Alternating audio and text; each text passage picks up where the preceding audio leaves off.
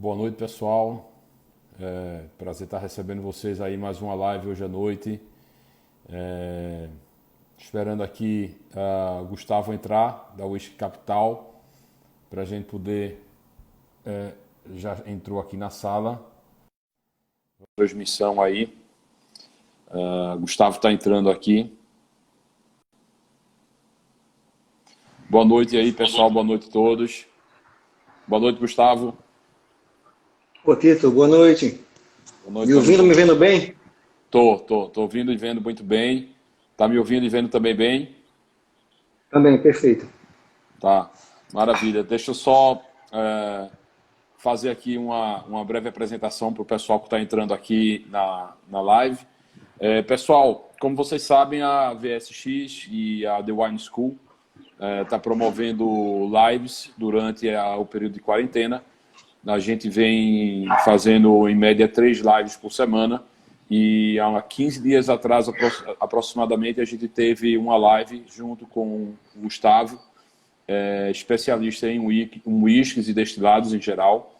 E, infelizmente, a gente terminou não conseguindo fazer através aqui do nosso canal da The Wine School no Instagram, porque houve um problema de conexão e a gente basicamente teve que fazer através da própria conta do Gustavo.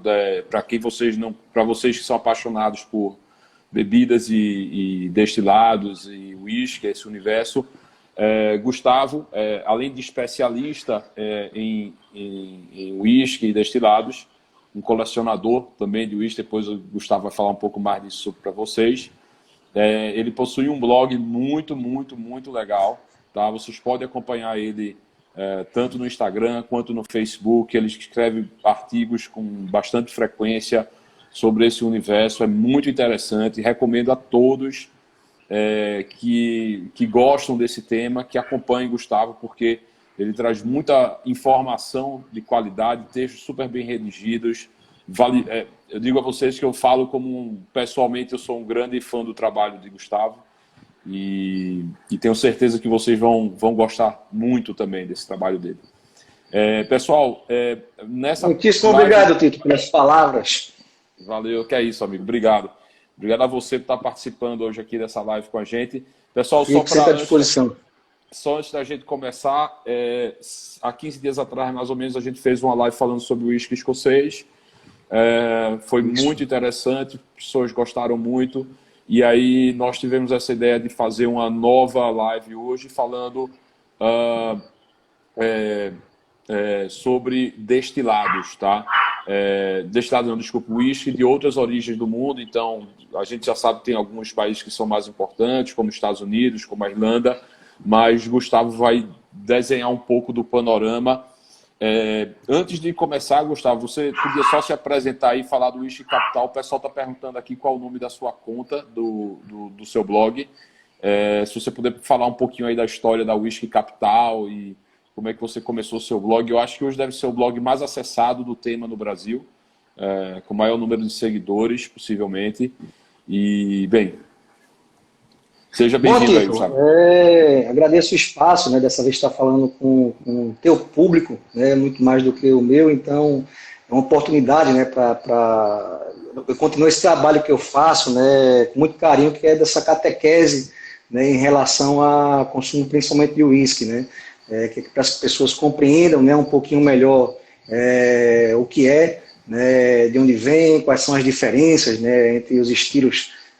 Não só, né, que a gente vai bater esse papo hoje, né, que é do whisky no mundo, mas principalmente o whisky escocês, né, que é hoje o país mais emblemático nessa produção. E assim, eu já sou fã, né, de whisky de longa data, né, sempre foi minha primeira bebida, junto com a cerveja, né, que até hoje faço esse consumo também.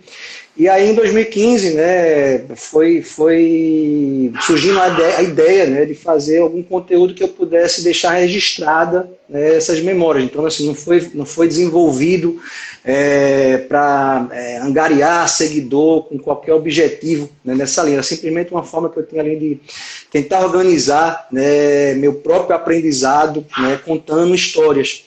E aí, para minha grata surpresa, né, o negócio foi funcionando, as pessoas foram começando, né, a ler aquilo que eu escrevia. Fui, obviamente, também me aperfeiçoando, né, viajando também, estudando, né, fazendo diversos cursos, principalmente nessa parte aí do destilado em geral, mas focando muito no uísque.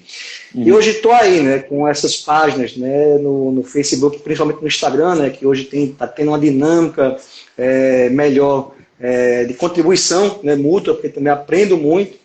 E até respondendo aqui, né, o Rafael estava brincando aí que loja é essa aqui atrás de mim, na verdade não é a loja, né, na verdade são anos aí de coleção, então sempre realizei esse sonho, né, de montar aqui essa prateria, depois eu mostro para vocês. Mas é a minha forma, né, de falar de uísque, né, através das redes sociais. Agradeço demais aí pelo convite, né, da The Wine School e da VSX. Legal, Gustavo, obrigado. É um prazer para a gente estar com você aqui. E, bem, entrando aí no nosso tema de hoje... Vamos lá. Bem, a gente falou bastante e esgotou um pouco o universo aí do uísque escocês. E, bem, poderemos... Acho que talvez o lugar mais adequado para a gente começar a falar hoje seria Estados Unidos, né, dos uísques americanos. O que é que você poderia falar aí? Quais são as diferenças marcantes, Gustavo, do uísque americano para um uísque escocês, levando em consideração sua concepção, os ingredientes?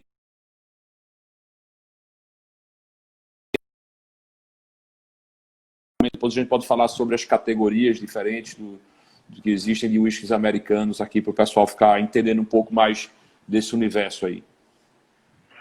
Bom, Tito, eu costumo até brincar, né, de uma forma muito simples, dizendo que o whisky americano, né, para o Scotch whisky, né, o whisky escocês, guarda apenas duas semelhanças. Né, a palavra, né, que ainda que tenha essa grafia diferente, mas é tudo whisky, e a questão de serem bebidas destiladas. Né, daí em diante acabou, né, qualquer semelhança, por isso até quando as pessoas perguntam, né, olha, eu vou provar, sei lá, um Jack Daniels e vou tomar lá um Black Label, né? Eu disse, cara, você está tomando tipo vodka e do outro lado Andrapa, não tem nada a ver uma coisa com a outra, esquece, só porque o nome acaba sendo parecido, né? Então, o que é que acontece, na verdade, né, no mercado americano, né? Ele já é uma região, né, mais jovem nessa questão de produção de uísque, então a gente tem aí a própria Escócia, né, por incrível que pareça, antes da Escócia, né, a Irlanda produzindo uísque, depois a gente fala sobre isso.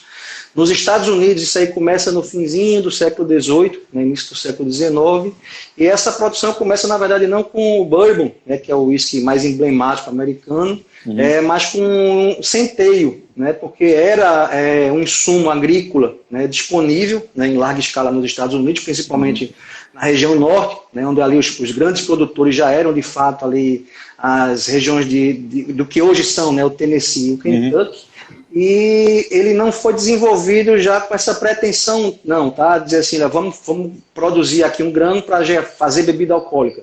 Na verdade, era para agricultura, né, alimentar, e o excedente passa, né, a ser usado aí para a produção de destilado. Então, o primeiro destilado nativo, né, porque antes disso os Estados Unidos já consumia, né, destilado, mas aí era o rum carimbém, principalmente.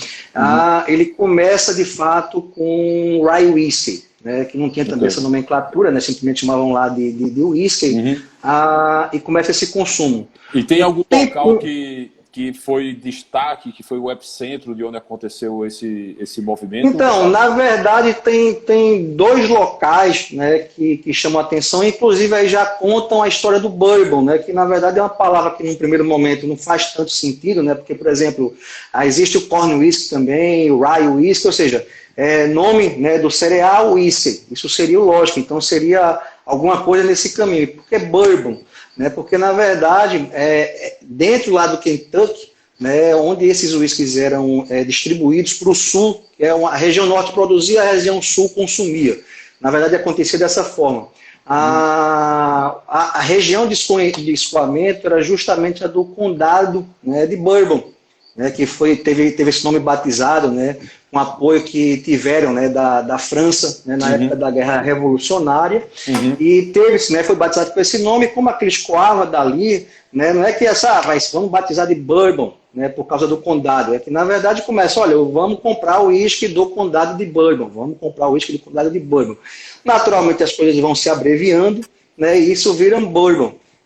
E também uma segunda história que se conta, né, sobre essa nomenclatura, já é a gente descendo aí realmente para o sul, né, ali na região da Lusiânia, onde a gente tem ali, né, a famosíssima, né, Street Bourbon, né, que era ali um polo, né, de gastronômico, diversão, festivo, e as pessoas consumiam muito desse produto que vinha lá do norte. Então, eu quero o uísque lá da Street Bourbon. Então aí começa a juntar uma coisa com a outra, e hoje a gente tem aí o Bourbon, né, o uísque, que é de fato, né, entre todas as categorias, obviamente os Estados Unidos produzem, né, a gente pode falar um pouquinho delas também, mas hoje a grande demanda, né, são de dois produtos, que é o Bourbon e o Tennessee Whiskey, né, que também daqui a pouco a gente fala um pouquinho, que é essa diferença, né, que às vezes as pessoas, estou tomando aqui meu Bourbon, meu Jack Daniels, calma lá que Jack Daniels não é Bourbon, tem sua própria categoria.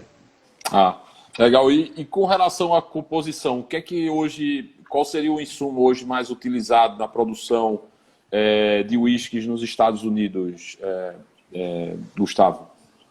A legislação, Maurício, a americana, na verdade, é bem restritiva, né? Talvez uma das mais restritivas que a gente tenha hoje, né? Inclusive, ainda que a história do whisky nos Estados Unidos seja mais recente, a legislação é mais antiga, né? Então, assim, eles sempre foram muito restritivos, né? Inclusive, assim, com forte influência do governo, para que houvesse ali uma entrega de qualidade de produto, né? E como é que hoje funciona? Para ser classificado como um bourbon, né, eu tenho aqui, né, por exemplo, aqui ele coloca, né, não sei se vai dar para ler bem aí, aqui coloca aqui Kentucky Strike Bourbon, né, para ele ser classificado dessa forma, quais são as premissas? Né? Primeiro, o mosto, né, que aqui é o mosto, né, aquela panela ali cozinhando com grãos, né, que vão formar lá entre aspas, né, cerveja, obviamente que não é a mesma coisa, e depois aquilo vai ser destilado. O principal grão, pelo menos 51%, deve ser milho, né? Porque acabei falando da história que começa, né, com o centeio, mas depois, por uma questão econômica, o consumo, né, a produção de uísque americano passa a ter principalmente esse viés do milho. Então ele tem 51% de milho, o que a gente normalmente vê no mercado são uísques que tem aí aproximadamente entre 70% a 80% de milho, e o restante da composição vai ser ou de trigo ou centeio, ainda que possa se usar os dois, mas não é comum, e a cevada, que tem muito mais uma utilidade, né, dentro desse mosto, de facilitar ali a conversão do amido, né, nos grãos de milho, que não é tão simples quanto da cevada, então ele funciona ali quase como um catalisador. Então, basicamente, a composição é essa, né? Depois disso, Só uma pergunta, Vamos lá. Gustavo. Essa composição, sendo majoritariamente de milho, resulta em alguns tipos de notas ou percepção, textura da bebida no paladar? Na verdade, é um dos grandes, né, diferenciais do bourbon. Isso porque, né, como a gente já conversou na última live, né, o Scotch Whisky, né, ele se apropria de barris que anteriormente foram usados para amadurecer, né, para maturar outras bebidas, e depois é que eles servem ao Scotch Whisky. Né? Então você vai ter um Scotch que antes recebeu o próprio bourbon, um vinho fortificado, qualquer bebida, né, que seja, né, historicamente destilada, hoje é usada na indústria da Escócia. Né? No caso do bourbon, não. Né? Por lei, só podem ser usados barris de carvalho virgem, né? Ou seja, ele não pode ter sido previamente utilizado. Esses barris são carbonizados, né, internamente. Normalmente o barril que a gente tem o American Standard. O barril é de carvalho americano, no caso? Na verdade, ele é sim, na prática, carvalho americano.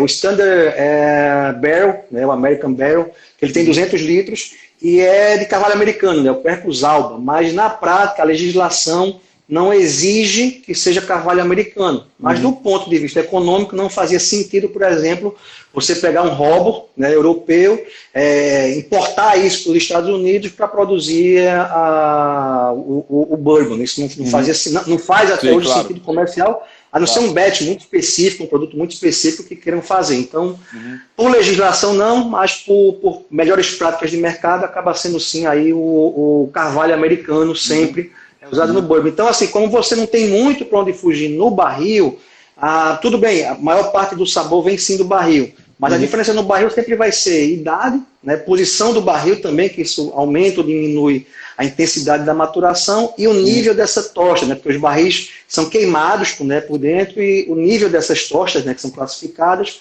vão mudar o sabor também do teu bourbon. Mas o principal, no caso do whisky americano, né, do bourbon principalmente, é justamente esse mash bill. Né? Ou seja, se eu coloco lá mais milho, né, muita gente até pensa que é um grão que traz uma nota mais doce, pelo contrário, o milho de todos os grãos é o que traz um destilado mais neutro. Então, quanto mais milho, o destilado mais neutro, então tem mais interação do barril. Quanto menos milho, e aí eu agrego ali centeio ou trigo, aí sim eu vou ter já um new make, né, um white dog, como chamam lá nos Estados Unidos, né, que é o recém-destilado que ainda não foi amadurecido. Eu vou ter ele aí mais pungente, né, principalmente no caso do centeio, que ele tem uma picância bem intensa. Esse carvalho novo, diferentemente da indústria escocesa, que tende a usar carvalhos mais antigos e até por questão, às vezes, de temperatura, por ser mais frio, talvez, não sei, me corrija se eu estiver errado, mas o período de estágio em carvalho termina sendo mais prolongado para dar tempo que o uísque mature da forma correta. Mas a utilização, essencialmente, desse carvalho mais novo vai aportar o que de diferente ao bourbon, no caso? Ao bourbon. No caso, Tito, não é o carvalho mais novo no sentido do tempo de crescimento da árvore. Né? Normalmente, o carvalho americano, o corte acontece entre 70 e 80 anos. Quando a gente fala do carvalho novo, é que foi um barril, ele foi montado, carbonizado e ele nunca maturou nenhum tipo de bebida. Sim, ou seja, é o que a gente chama de primeiro uso no vinho, né? Na verdade, no caso do uísque, isso causa uma confusão, porque quando a gente fala do primeiro uso, ou first fill, né, a gente já está falando de um carvalho, na verdade um barril, que foi usado uma vez sim para aquela bebida original, e ele vai ser usado first fill pela primeira vez, né, primeiro enchimento, para o uísque escocês. Então, no caso de uísque, da nomenclatura, né, das termologias de uísque, a gente, no caso, chama não de first fill, chama de new oak. New oak. Esse sim, um barril virgem, e ele vai... Exato, e aí acontecem dois processos. Né? Primeiro, assim, uma barrica nova vai interagir de uma forma muito mais violenta, né, de fato, que você tendo um barril ali que já foi usado por 4, 5, 6 anos, depois vai lá para maturar o Scott. De certa forma, eu sempre, quando provo os uísques americanos, o Bourbon, ou Tennessee, ou o que seja, eu sinto neles uma exuberância. E é engraçado porque essa exuberância a gente também vê e nota nos vinhos americanos, sabe? Inclusive, eles gostam, eu acho que eles têm uma indústria que usa mais carvalho do que o resto do mundo, talvez, em termos na produção de vinho. Mas, além disso, eles gostam de amadurecer bem suas uvas e os vinhos, muitas vezes, podem atingir teores alcoólicos bem elevados aí e serem vinhos bem encorpados e bem estruturados, vamos dizer assim, bem maduros. E eu toda vez que eu provo, eu sinto, de certa forma, essa correlação. Eu tomando, por exemplo, fugindo do uísque, um brandy, como tomando um conhaque, ou um armagnac, ou um uísque escocês, as sensações vão ser mais elegantes, mais finas, mais delicadas. E no uísque americano ela tem uma coisa mais... também muito boa, mas mais frutado, mais exuberante, mais... Os sabores são sempre mais intensos, né, Tito? Eu acho que é justamente o que o bourbon entrega, né? Porque esse processo de barril virgem, né, é algo basicamente exclusivo, né, dentro do mercado americano. E ele tem essa interação. E além disso, ainda tem essa questão que você já bem falou, né? Lá na Escócia, por exemplo, na Irlanda, são climas muito mais amenos do que nos Estados Unidos, nessa região. Então, nos Estados Unidos você tem pelo menos no ano uma estação de fato quente. Então, o barril dilata, o barril ali depois retrai, e juntando isso, né, com a questão da barrica nova, né, da madeira virgem ainda, ele realmente entrega uma pungência. Tanto que a maioria dos bourbons passam pelo menos aí 4 anos, né, em maturação, ainda que a legislação não especifique isso. É uma das coisas que, por exemplo, na Escócia, você tem que ter pelo menos 3 anos em barril. No caso do bourbon, não. Botou lá 3 semanas, se você quiser, já pode chamar de bourbon. Para ser um straight bourbon, né, que é o que a maioria dos dedos tem engrafado, né, nas garrafas, são pelo menos 2 anos. Mas assim, a grande realidade, né, do que a gente vê no mercado são aí rótulos entre 4 até 8 anos de maturação. Porque também quando passa disso, aí a questão está uma mera opinião minha, tá, de degustador. Eu acho que às vezes termina passando do ponto, né? Ou seja, a interação se torna tão alta que a coisa começa ali a se tornar agressiva em excesso. Isso. Já vira ali uma flavor que a gente não consegue mais ter uma percepção tão bacana do que está degustando. Entendi. Ô, Gustavo, e quais são as categorias fora bourbon que a gente falou aqui, que é feito composto majoritariamente de milho, né? Não tem uma idade mínima de estágio em carvalho, né? E os carvalhos normalmente americano, com tosta, first fill. Quais seriam os outros estilos de whiskies produzidos aí nos Estados Unidos? Isso é uma coisa até curiosa, viu, Tito? Porque o bourbon, né, mais vendido no mundo é o Jim Beam. Mas ele, na verdade, não é o whisky americano mais vendido no mundo, né? Esse troféu pertence, na verdade, a Jack Daniels, né, o Old Number 7, que é um whisky, né, super popular, todo mundo conhece. E, na verdade, quando a gente vai se atentar, até peguei uma garrafa aqui para tentar ilustrar, aqui está marcado, né, Tennessee Whiskey, ou seja, ele não é um bourbon. E onde é que acontece essa diferenciação, né? São 3 aspectos. Que pouca gente sabe desse mosto, né, que eu falei que era no mínimo 51% de milho. Sim. No máximo, se você quiser meter lá 100% de milho, não tem problema. Bourbon, tem problema. No caso do Tennessee, não. O limite é de 79%. Passou disso, já não pode mais ser classificado como um Tennessee. Mesmo que atenda os outros dois diferenciais. Isso foi uma forma, entendo eu, né, que encontraram de manter, acho que um padrão, né, uma padronização de, olha, qual é o sabor do Tennessee, né, e não abrir tanto esse leque. Segundo, né, a questão geográfica mesmo, né, isso porque o Kentucky, né, a região do Kentucky, acabou ficando aí bem conhecida, né, inclusive hoje tem esses passeios, né, a Rota do Kentucky, onde você vai lá visitar diversas destilarias. Mas bourbon não precisa necessariamente ser produzido no Kentucky, pode ser produzido em qualquer lugar dos Estados Unidos. No caso do Tennessee, não. Esse tem que ser produzido obrigatoriamente no Tennessee. E por fim, né, inclusive eu tive a oportunidade de denominação de origem, né, com restrição de área geográfica, como são acaba sendo isso aí no vinho. Legal. Exato. Legal. E aí acaba que uma última diferença, né, eu inclusive tive a oportunidade de visitar, né, a destilaria, né, a Jack Daniels, porque assim existia, né, uma falta de consenso, né, uma divergência nessa questão. Poxa, tem que ser Tennessee Whiskey, né, é uma jogada de marketing, né, para afastar a Jack das demais, né, tem um produto exclusivo ou de fato, né, tem um diferencial. Para mim esse é o grande diferencial, né, que eles fazem é uma filtragem, né, em carvão. Quando a gente fala isso, né, parece o cara passou ali no carvão e manda, segue, né? Mas quando eu conheci, né, vim logo a estrutura que é montada para isso, né, talvez seja uma das maiores estruturas que eles têm lá.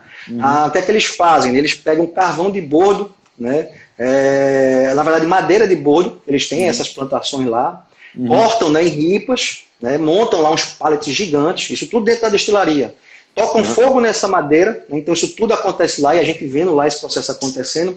essa madeira se torna, né, carvão, eles vão lá com o equipamento lá, coletam isso tudo e colocam lá nos tonéis, né, assim, agora são tonéis gigantes, assim, coisa de 3 metros de largura por 5 de profundidade, enchem esses tonéis, esse recipiente, com esse carvão, e esse líquido, né, esse white dog que foi recém-destilado, né, que aí um diferencial também, tanto no caso do bourbon quanto do Tennessee, a destilação até 80%, né, de hidratação alcoólica para você não virar ali um álcool neutro, então ainda você agrega sabor. Mas voltando aqui à história, esse whisky, né, no caso do Tennessee, ele vai ali passando, né, por dutos e ele cai nesse tonel, nesses tonéis, por gotejamento. Então é gotinha por gotinha, vai passando por esse filtro.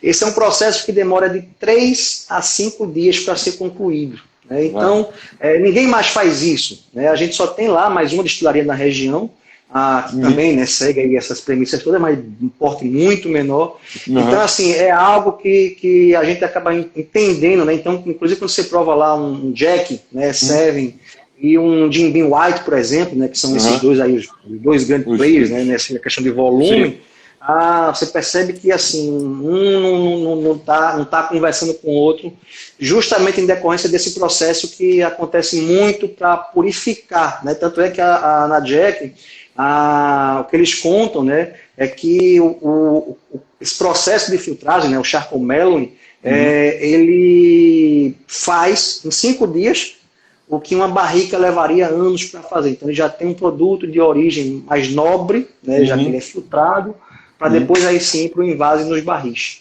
Tá, resumindo aqui, porque algumas pessoas estavam em dúvida aqui nas mensagens, entre a diferença de Bourbon e do Tennessee. Bourbon pode ser feito em qualquer lugar dos Estados Unidos, o Tennessee tem que ser feito num local mais restrito. Isso, Bourbon, na região específica do Tennessee. Do Tennessee. O Bourbon, pelo menos 51% de milho, sem limite de proporção de milho, enquanto o Tennessee vai ter 51% de milho, mas com limite de 80% de milho, o que vai resultar naturalmente no mínimo de 20% de centeio ou cevada. Perfeito. Legal, Gustavo. E com relação ao Rye Whisky, Gustavo? Então, o Rye Whisky, né? Na verdade, os Estados Unidos tem single malt, os Estados Unidos tem blended whisky, mas assim, o que funciona lá de fato, né, primeiro o Bourbon e o Tennessee, e aí desponta nessa terceira categoria, que é aquele whisky, né, que a gente conversava na história dos Estados Unidos, que era o native, né, da América. E aí eles retomam isso, né, também muito impulsionado pela questão da coquetelaria, né, que na última década começa a ter aí uma força muito maior, tanto que assim, hoje nos Estados Unidos, né, dos whiskies americanos, a maior ascensão, né, em venda, né, ainda que não alcança as duas principais, é justamente lá do Rye Whisky. Eu acho até que eu tô com a garrafa aqui, daqui a pouco, achei aqui, ó. Ele vem aqui já com essa nomenclatura, né? Em vez de Bourbon, o Tennessee, ele vem Rye Whisky. E na prática aqui, ele é basicamente a mesma legislação, né, do Bourbon. A gente só inverte o mash bill, o mosto. Ou seja, na hora de cozinhar, né, os grãos e juntar lá, né, até porque a cocção é feita de forma separada, em vez de eu ter pelo menos 51% de milho, eu vou ter pelo menos 51% de centeio. Ok. E aí a gente já tem um na boca, isso vai se traduzir especificamente em quais características, Gustavo? Pimenta.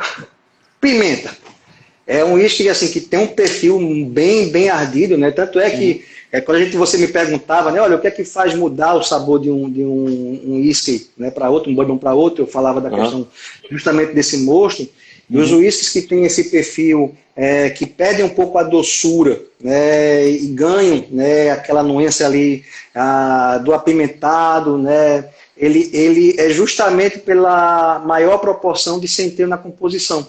Tanto é que a gente tem uns bourbons que não levam, né, centeio algum, né. Por exemplo, aqui no Brasil, a gente tem um que agora me foge o nome, mas daqui a pouco eu lembro dele, Maker's Mark. Né? Ele não leva centeio, então assim, tem um perfil extremamente adocicado.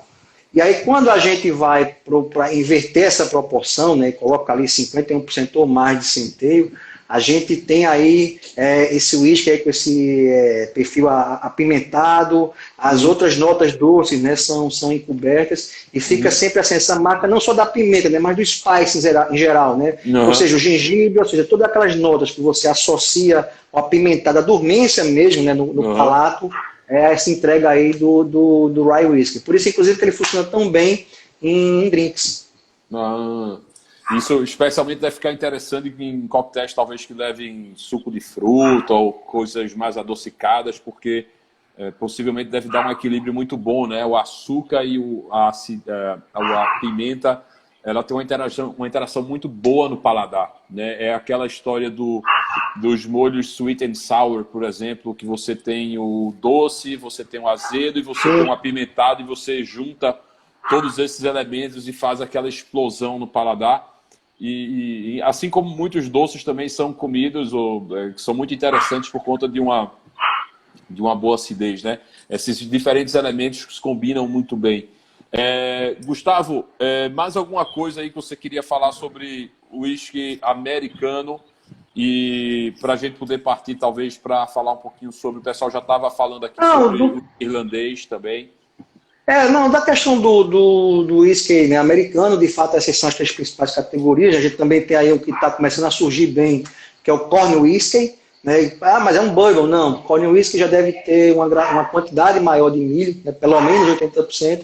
Em vez de usar barril virgem, ele tem que usar barril já utilizado, né? Ou seja, vai ser seria um second fill no caso dos vinhos, né? Seria um first fill no caso dos whiskies, mas ainda assim é uma coisa muito, muito discreta que começa agora a subir isso daí, né? essa procura. Isso é uma nova categoria, basicamente. Na verdade não chega a ser nova, mas assim, começa talvez a ser desenvolvida, né, agora. Né, que está todo mundo de alguma forma tentando, né, buscar aí novos mercados em relação a isso. Você quer falar um pouquinho sobre Canadá, talvez, já que a gente já está... Subir logo? Vamos lá.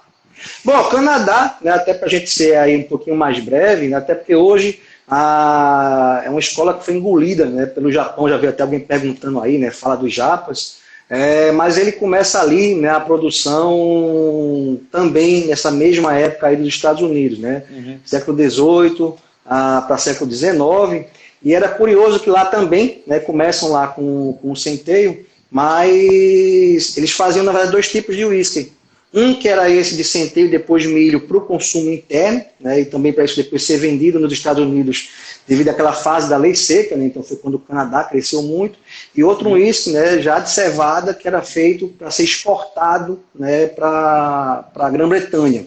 Mas do ponto de vista prático, eu acho o uísque canadense extremamente curioso, né, porque ele pega a influência escocesa de um lado, a influência americana de outro lado e cria um blended que só eles têm, que na prática, né, até fazendo uma lembrança, né, do que é os Scotch Whiskies, né, e os tipos, a gente tem, né, aqueles dois bases, né, que é o Single Malt Whisky, né, um whisky 100% de cevada maltada, e depois a gente tem o Grain Whisky, que é de um destilado de outros grãos, né, em alambique de coluna, que é destilado aí numa prova mais alta. Né.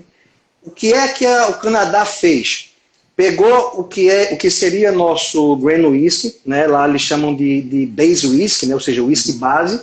É um whisky de perfil absolutamente neutro, né? Destilado em até quase 94,5%, né? Quase 95% de graduação alcoólica, então você tem quase um álcool neutro. Coloca em barril, normalmente já barril de reuso, né? de bourbon, pelo menos 3 anos. Para que é que eles fazem esse whisky? Para criar uma base para depois colocar o segundo whisky canadense, que é o Flavor Whisky, né, que seria o whisky de sabor, né, que é essa nomenclatura lá que eles usam. Base, só que na hora... Flavor Whisky. Exatamente, ou seja, como são essas... o grain e o malt whisky da Escócia. Exato, só que aí qual a diferença? De um lado, eles pegam essa influência escocesa, né, do whisky base, né, que seria o Grain Whisky, é idêntico à produção. A gente for olhar um ou outro, só não tem mudança, né, inclusive até os tipos de cereais que são usados, né, principalmente aí milho e trigo. Só que quando eles chegam na hora de fazer, né, a segunda fase para montar o blender, que é aquele whisky que a gente compra, né, muito no Brasil, O blended Scotch Whisky, né, eu estou aqui com o Fumus Browse, né, por exemplo, aí Chivas, Ballantines, Johnny Walker, são todos whiskies, né, que funcionam a partir de misturas. O que é que o Canadá faz? Né, em vez de completar isso e criar uma mistura com um single malt whisky, né, que seria esse whisky de cevada, ele usa o estilo de whisky americano. Então ele mistura um whisky de base neutra com esse whisky de sabor, que ele é um whisky assim, muito casado, dentro de nomenclaturas são diferentes, né? Mas é muito casado com essa linha, né, de produção americana, que é principalmente eles usam... principalmente rye. Inclusive, assim, eles usam basicamente rye 100%, então é um whisky só feito de centeio, e mistura com essa base que é de milho, simples. basicamente.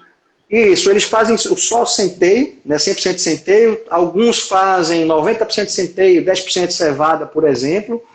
Outros já fazem mash bill ali, parecido com o que seria o equivalente do bourbon, né, um pouquinho menos de centeio e mais de milho, e outros também com milho, mas assim, até tem, né, historias no Canadá fazendo whisky de cevada, que também vai fazer esse blend, né, canadense. Mas a base, assim, o estilo base, né, Canadá, que mais ninguém faz, ele pegou uma influência de cá, né, eu vou aqui na Escócia, pego essa influência, crio minha base. Mas agora eu não vou copiar os Estados a Escócia. Eu vou criar meu próprio estilo. Então ele vai lá e o whisky de sabor dele, em vez de ser single malt, acaba sendo aí, né, esse whisky de centeio, esse whisky de milho. Então, para quem não provou também, assim, confesso que eu não sou um grande fã, tá? Eu gosto dos sabores mais intensos, mas assim, vale a prova. Tá. Ô, Gustavo, estavam perguntando aqui se os whiskies canadenses recebem algum extrato de especiarias. Então, a legislação, né, canadense é recente, né, quando você vai falar de século XVIII, século XIX, é de 1993. Né, e o que é que acontece lá? Eles descrevem que o whisky canadense pode receber corante caramelo, né, que inclusive...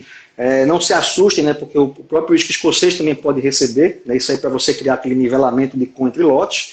E aí o diferencial, né, o whisky canadense pode ser aromatizado.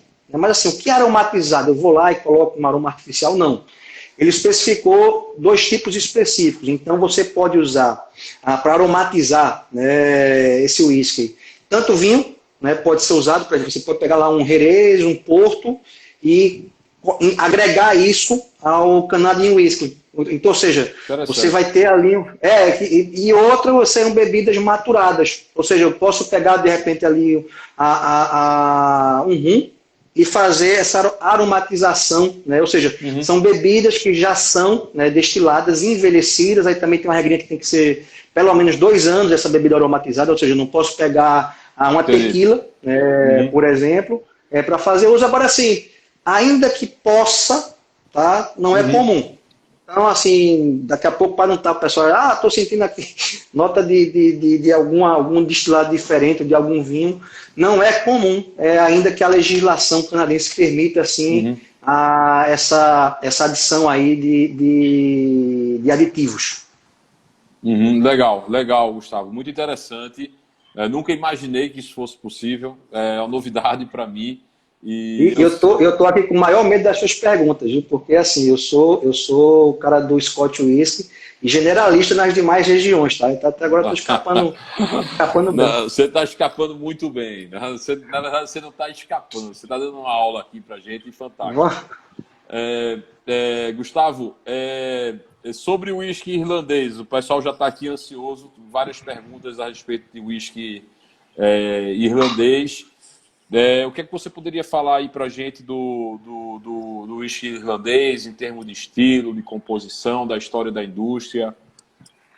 Na verdade, né, ainda que hoje, né, o grande player, né, do mercado seja a Escócia, né, são os whiskies de fato mais conhecidos no mundo, isso até em decorrência, né, da situação atual, né, porque já vamos entrar na história, mas a Irlanda é onde tudo começa. Né, inclusive, assim, existem, né, indícios históricos que a Irlanda começa a produção de uísque ainda no século XII, né, depois de Cristo, né, isso é essa tecnologia, né, de destilação trazida aí por monges, né, principalmente aí italianos e espanhóis, eles levam isso e lá as bebidas começam a ser destiladas. Não só a partir de cereal, mas também de uva. Né? Então, assim, já tem essa tecnologia.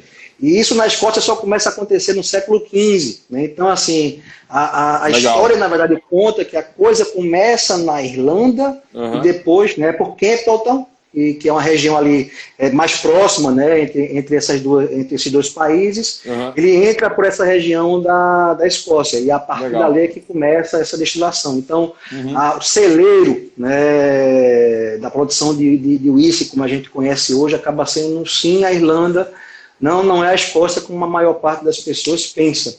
E por que é que essa coisa não evoluiu? Né? Na verdade, se a gente for pegar também a idade histórica, né, de produção de uísque na Irlanda, eles tinham algumas centenas, né, de destilarias, né, funcionando, isso até a Primeira Guerra Mundial. Aí veio a Primeira Guerra, Segunda Guerra, a Lei Seca, inclusive também, né, a Guerra Civil, né, na Irlanda também, quem aí curte história também sabe disso, e aí dizimou tudo. Né? Hoje são aí 4 apenas, né, 2 com um peso maior, né, que a gente tem, até estou com um aqui, a Bushmills, né, daqui a pouco a gente fala desse rótulo em específico, e a famosíssima, né, aqui no Brasil, né, que na verdade é a Jameson Middleton, que traz, né, hoje o único Irish Whiskey disponível, né, aqui no Brasil. E assim, já lembrando que eram só 2, né, essas últimas 2 já são também aí mais recentes, então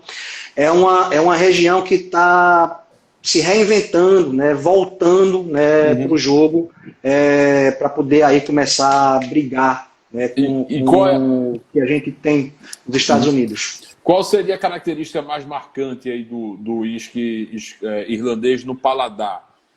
Como é que a gente identifica em termos de Olha, de uma forma mais sucinta, Tito, mais sucinta, ele acaba sendo um destilado sempre mais leve, né, menos untuoso. Isso principalmente por 2 motivos. Né? Um é que normalmente os uísques irlandeses, né, eles são destilados 3 vezes, enquanto que na Escócia só são normalmente 2, né, ainda que alguns casos de exceção, né, invertem isso, né, isso não é uma lei, mas é mais boas práticas, né, das regiões. E segundo, que normalmente os uísques irlandeses, aqueles que não são de coluna, né, que é aquela destilação contínua, ou seja, aqueles que são pot still, esses pot stills, né, quando a gente vai verificar isso na Escócia, a maior parte deles tem pequena dimensão. Ou seja, você ali quando começa, né, a destilação, sobe muito, ou seja, você tem ali um destilado mais pesado. No caso do uísque irlandês, são de umas dimensões bem maiores, né, capacidades bem maiores, então ele fica ali tendo refluxo o tempo todo. Né? Então começa a subir o álcool, desce de novo, começa a subir, desce de novo.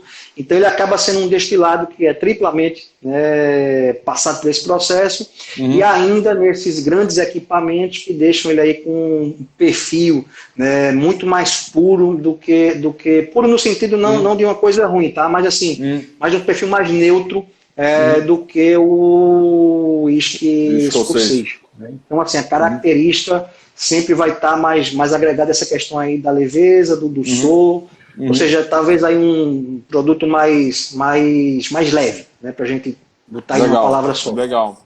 Eu já tive experiências pessoalmente interessantes com uísque irlandês há anos atrás. Eu não conhecia muito bem, eu fui em uma festa e me ofereceram o Jameson e eu não conhecia e achei tão macio, tão fácil, tão... eu acho que para a ocasião foi perfeito, porque a gente estava numa festa, muita gente conversando, música alta, e era um uísque que estava descendo muito fácil, né? Extremamente leve. Eu acho que assim, no mundo do vinho a gente tem essa coisa, né? A gente tem aqueles vinhos que são aqueles vinhos mais para o dia a dia, que são os vinhos que quando você está numa festa, que você vai beber talvez em maior quantidade, você não está naquele momento realmente só concentrado na bebida, mas sim também nos arredores, nas pessoas, na música e etc. E aí a gente precisa de um vinho que não precise tanta atenção, né? Alguns vinhos precisam mais de atenção do que outros. Eu acho que no universo do uísque isso também possivelmente é válido, né? Não, funciona, tenha certeza disso, né? Tem dia que você quer realmente se dedicar, né, àquela degustação, você quer algo mais complexo, algo mais com campos sensoriais mais diversos, para você ficar ali curtindo sua bebida, né? Outras vezes você simplesmente quer chegar, tomar uma bebida legal, mas que não necessariamente você quer estar pensando nela, né? Nessas horas Sim. aí, esses whiskies com esses perfis, né, mais singelos funcionam de fato aí muito melhor. Legal. E continuando aí, Gustavo, sobre o uísque japonês aí, que está uma moda muito grande, a gente tem visto muito no mercado, né? Não havia no Brasil há alguns anos Como é atrás. que tá o tempo da gente, Tito? Já tá curtinho, né? Temos 16 minutos. Eu acho que dá para a gente Tá, falar um então. pouquinho do Não, só Japão. para terminar aqui da questão do, Ah, tá. do, do irlandês, porque assim, basicamente é o que a gente vê nos Estados Unidos, né? Ou seja, Uhum. você tem lá o single malt, né? Inclusive esse que eu mostrei aqui da Bushmills é um single malt, ó, tá aqui marcado, tá? Certo. Ele tem o whisky de grão também, né? Ele tem o blended, que o Jameson é justamente essa junção, né? Como Uhum. acontece aí no Scott, só que Ok. ele tem uma categoria específica que vale a pena ser mencionada, né? Que é o pot still. O que é Certo. esse whisky? É basicamente um single malt, só que ele usa 100% de cevada maltada. Aliás, 100% de cevada. Só que ele usa Certo. cevada maltada e não maltada. Por que é que Hum. isso passou a existir? Uma lei lá em Índios de 1700 alguma coisa, não me lembro exatamente o ano, começou a taxar, né, produtos e cevada maltada. O que Uhum. é que os produtores fizeram? Pô, vamos começar a colocar cevada não maltada para eu não ter carga tributária. Então, assim, foi uma sacada para fugir da lei, né? Ou seja, vou escapar por aqui. É. Depois essa lei, obviamente, foi revogada, né? Só que se tornou um estilo tão clássico que até hoje, né, existe aí esse sim só na Escócia ou na Irlanda, que é o pot still, que é um single malt que usa cevada não maltada. Vale a pena conhecer também que ele tem aí um perfil que foge bem do single malt. Legal, Ele já é mais legal. ardido lá, também Algum, pungente, bem algum, legal. alguma versão desse uísque disponível aqui no mercado, Gustavo? Não. Por isso que eu Infelizmente nem não. cito muito o nome, não.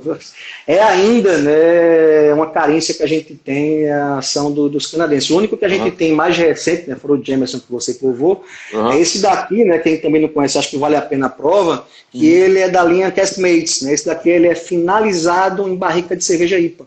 Ah, legal. Então, é aquele Legal. que você provou, só que depois ele vai lá para uma finalização em barrica de Uhum. cerveja e Uhum. aí pega aí uma nova camada de sabor. Muito interessante. Podemos ir para o Japão? Vamos embora. Vamos E lá. aí? Eu tenho visto muito Bom, no mercado brasileiro, não tinha, né, o uísque japonês até alguns anos sim. atrás. E recentemente, nos últimos anos, houve uma explosão da popularidade do uísque japonês, não só aqui no Brasil, eu diria, eu acho que na No mundo Europa todo. como um todo, você vai hoje na Itália, na França, em Portugal, na Espanha, até na Continua própria sendo a Inglaterra. vedete, né, aí Uhum. desses últimos aí 10 anos facilmente. Uhum. Yamazaki, eu acho que é uma das marcas mais, Sim. mais É emblemáticas a primeira aí. destilaria. Certo. Que na verdade é isso que chama a atenção, né? Assim, o japonês, né, como empreendedor, realmente tem aquela cultura de quando vai fazer, né, faz a coisa da melhor forma possível, né? Tanto é que é uma escola, né, que com destilaria própria, né, tem menos, né, de 100 anos. Né? A Yamazaki, ela foi inaugurada em 1923, então é uma coisa bem recente. E Uhum. basicamente, né, o que é que eu posso dizer, Tito? Começaram como uma cópia do que era o Uhum. uísque lá escocês. Não funcionou. Por quê? Por que é que eu vou comprar um uísque japonês, né? Vou dar bola para esse cara aqui se ele está tentando fazer um produto, né, que é a Igual ao cópia. meu Inclusive, aqui. o primeiro Yamazaki que foi lançado, era um uísque jovem, e ele tinha até um perfil defumado, né, de portufa, e não faz parte, né, do Uhum. Japão. Isso é uma coisa intrínseca, né, de alguns Esco- single malts Da da Escócia. Escócia. O negócio não funcionou. Quando vai realmente funcionar é quando eles começam a descobrir o próprio caminho. Né? E aí surge um ator novo, né, na verdade um barril novo, chamado Mizunara. Né? Eles começam a usar sim o carvalho europeu, o carvalho americano, mas agregam também o carvalho Mizunara, até tem gente que acha que Mizunara é uma madeira, é o nome de um carvalho, não Uhum. é. Uhum. É um nome fantasia meio que criaram para Uhum. designar barris de carvalhos feitos de carvalho japonês, o carvalho mongol. Então, assim, inclusive são árvores dificílimas, né, cheias de nós para conseguir se trabalhar, mas foi quando entraram nessa pegada aí que eles conseguiram Legal. alcançar, né, assim, um caminho próprio. O grande problema hoje, né, do Japão é que, do ponto de vista de legislação, né, ainda deixa muito a desejar. Né? E o que é que aconteceu? Né? Assim, nunca houve, né, uma grande demanda por uísque japonês, até que aí assim, já vinha esse mercado, né, sendo desenvolvido. A Santro, inclusive, começou, que é a dona, né, da Yamazaki, de outras destilarias, começa, inclusive, a trazer o uísque para o Brasil, né, a coisa estava começando ali, né, a gerar um mercado. E aí, em 2015, né, uma famosa publicação, né, do Jim Murray, um especialista, elege pela primeira vez na história um uísque japonês, né, não é essa versão aqui, mas era um Yamazaki, né, o Sherry Cask, como o melhor uísque do mundo. Essa era uma garrafa que custava aí por volta de 140, 200 dólares, e hoje você vai comprar uma garrafa dessa, custa 4 mil dólares. O que é que acontece? Só para quem está em casa, tá, pessoal? O Jim Murray é como o Robert Parker tá para o vinho, o Jim Murray tá aí para o uísque, não é isso, Gustavo? É o cara. Tem muita gente aí, né, que é desafeto, mas assim, é o cara. Né? O que ele dita ali, o negócio toma uma proporção inimaginável. Parker também tinha os seus desafetos, viu? Ele não tem exclusividade nesse assunto. Não. Ninguém chega lá em cima agradando a todo mundo, né? Sempre. Mas o que é que acontece? Esse uísque foi eleito, né, como o melhor do mundo em 2015, e aí vem de fato um boom. Né? Assim, a demanda é muito, muito maior do que a oferta. E no Japão, ele não tem essa cultura da Escócia de ficar, olha, tá faltando esse uísque aqui, manda para mim aí, eu troco contigo. Ou seja, essa permuta que é comum nos Estados Unidos, no blended lá, isso não existe. Né? Ou seja, todo mundo competitivo. Então, o que é meu, o que é seu, não vamos falar a respeito. Então, o que é que começou a acontecer? Vamos buscar a brecha na legislação. Qual é a brecha? Você não precisa produzir nem maturar o uísque no Japão para engarrafar como uísque japonês. E aí? Todo mundo começa a ficar meio em pânico, né? As pessoas até têm dificuldade de comprar o uísque. Né? Então, por exemplo, e ali a legislação também não é específica sobre a questão das categorias. Por exemplo, lá na Escócia a gente tem lá o single malt, né? A gente tem o single grain e tem lá o blended whisky, ou então o blended malt, né? Que é aquele misturado entre diversas destilarias do whisky de malte. Então, por exemplo, posso lhe mostrar aqui. Ó. Eu tenho aqui o Yamazaki single malt. Eu tenho também aqui, né, nesse caso aqui eles também colocam, né, porque a Santo, esse sim, você pode comprar de olho fechado, ele coloca aqui, né, single grain whisky. Né? Acho que não sei se está para ler legal aí. Só que vem alguma outra destilaria e faz uma coisa dessa aqui. Né? Nica, né, também outra excelente destilaria, né, na verdade marca, né, é uma holding também. E aqui, não sei se vai dar para ler, ó, Pure Malt. Ok. O que é que você imagina que é um Pure Malt? Ou seja, é um single malt, né? Não, isso aqui é um blended malt, só que ainda isso aqui tem a vantagem, né, de ser de destilarias japonesas. Então, assim, tem um blended de cevada maltada de destilarias, né, japonesas. Só que aí eu pego um outro aqui, catei lá na coleção de exemplo, né? Esse daqui é da Matsui Whisky. Você vê aí, né, uma apresentação elegante, inclusive um whisky bem avaliado. Só que isso daqui é uma mistura, né, que ele também, né, é apresentado aqui como puro malte, né? Tá aqui invertido, mas é um puro malte. E aqui eu tenho whisky japonês com whisky escocês. Brasil fornece whisky a granel para o Japão. Escócia fornece whisky a granel para o Japão. Então, assim, que loucura, a grande dificuldade hoje é assim e isso é uma das partes, tá? Assim, tem gente colocando álcool neutro para completar lá o perfil lá do danado do uísque. Tem gente usando destilado de arroz, ou seja, o negócio lá é complicado. Na prática, assim, ou você sabe o que está comprando, ou não vai numa loja lá de... Gato por lebre, no caso, né? Sim. Inclusive, a gente aí em grupos de uísque, né, às vezes vinha algum colega aí animado que comprou lá um uísque japonês e que aquele em específico não tinha uma gota de algum uísque que tivesse sido ali produzido ou maturado. Talvez ele fosse paraguaio, na verdade. Sim. Qualquer lugar vai lá, compra, leva. E na verdade é aquela história, né? Enquanto tem empresas, né, como o caso da Santry, né, que é dona aí da Shita, da Yamazaki e da Hakushu, inclusive eles também com dificuldade extrema, né, de atender o mercado, tanto que, por exemplo, o Hakushu 12 era um single malt barato, desapareceu, né? Pode ser produzido porque os caras não têm mais para atender. Então, assim, empresas sérias vão ali se reestruturar para poder atender esse novo mercado. Só que você sabe, né? O mundo todo conta com um oportunista, né? Então acaba ali, olha, vamos inventar uma coisa aqui, vamos lançar uma garrafa bonita e de repente você está tomando, quem sabe, um uísque nacional, um uísque brasileiro e com uma grafia lá em japonês. Japonês. Né?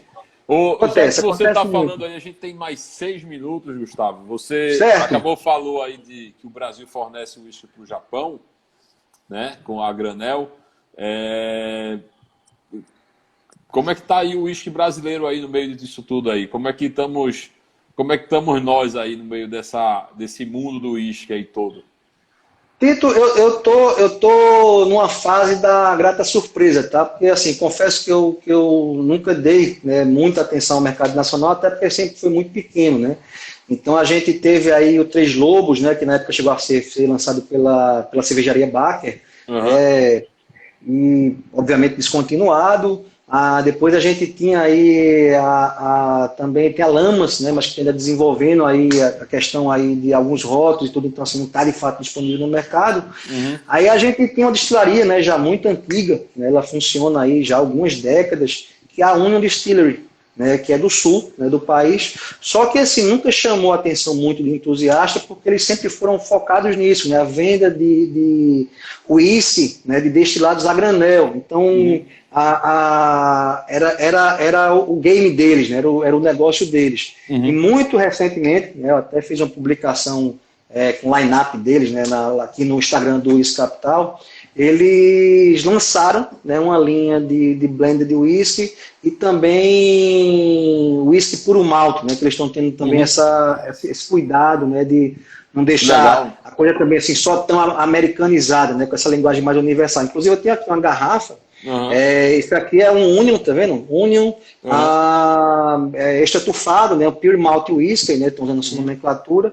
E assim, o que me deixa bastante, né, animado com essa projeção que a Union está tomando, é de entender que a legislação brasileira também é, pelo menos atual, tá? Isso aí está levando aí alguns trabalhos para poder melhorar isso, é meio também frouxo em relação ao uísque, né? Por exemplo, no caso do Brasil, eu posso maturar um destilado num barril de um Burana, por exemplo, e meter lá o nome uísque, né? Ou seja, ele não especifica que seja carvalho, né? E a gente espera que isso em algum momento mude. Mas até agora as empresas brasileiras que estão, né, entrando nesse meio aí de produzir uísque e trazer isso para o mercado nacional, estão buscando, na verdade, tentar atender à legislação escocesa, né, da Scotch Whisky Association, exceto a óbvia, que é ser produzido, amadurecido, engarrafado no Brasil, né? Mas no resto, eles têm seguido sim essa linha e lançaram nesse portfólio recente no mercado, né? Acabei aí já começando pelo defumado, que eu sou fã desse perfil, e assim, grata surpresa, porque estão fazendo aí uma estrada que tem tudo para ser bacana, né? E aí a gente agrega com aquela questão também que a gente está vendo muita gente fazendo. Só uma pausa, a gente tem um pouquinho mais de 2 minutos, estamos bem no finalzinho mesmo. Se você pudesse envelopar aí, só para eu poder falar um pouco aqui também a respeito da agenda da gente, da The Wine School. Perfeito. Não, agora eu já passei o que eu queria aqui do uísque nacional, já foi um plus, né, que a gente não estava nem programado para falar disso, se desse deu. Só queria agradecer aí a audiência de todo mundo e fica à disposição para um próximo trabalho. Legal. Gustavo, brigadão mais uma vez aí por essa live incrível. Muito didática, muita informação boa, muito legal, top. Escapou com o professor, na verdade, mas a gente espera aí se encontrar talvez mais para frente, talvez fazendo alguma outra live sobre algum outro tema. A gente agradece demais a você por essa participação e eu gostaria de dizer somente para as pessoas que estão aqui nos acompanhando que a The Wine School está refazendo hoje o calendário de cursos. Hoje nossa previsão para a retomada dos nossos cursos é em setembro, tá? Essa situação natural da quarentena vem fazendo com que a gente venha postergando, mas a gente acredita que agora, que a partir de setembro a gente retome os cursos. Já tem muita coisa disponível no nosso novo site, tá, pessoal? Que é o www.vsxclub.com. Lá dentro você vai encontrar todas as informações sobre os cursos da The Wine School. Os dois sites estão juntos agora, tá? Fácil para vocês encontrarem. Se vocês acessarem o thewineschool.com.br, você vai ser redirecionado para o site da VSX e lá dentro você vai encontrar a seção da The Wine School com todos os nossos cursos, tá? A gente agradece a vocês aí mais uma vez pela presença. A link está no bio, tá? Também no nosso site. Quem quiser, é só clicar lá. Mas a gente agradece a todos vocês aí. É um prazer estar fazendo essas lives aqui para vocês. É uma maneira da gente aliviar um pouquinho aí essa complicação aí que é a quarentena. Boa noite aí, pessoal. Vai encerrar agora. Faltam 2 segundos. Boa noite. Valeu, Gustavo. Obrigado. Valeu, gente.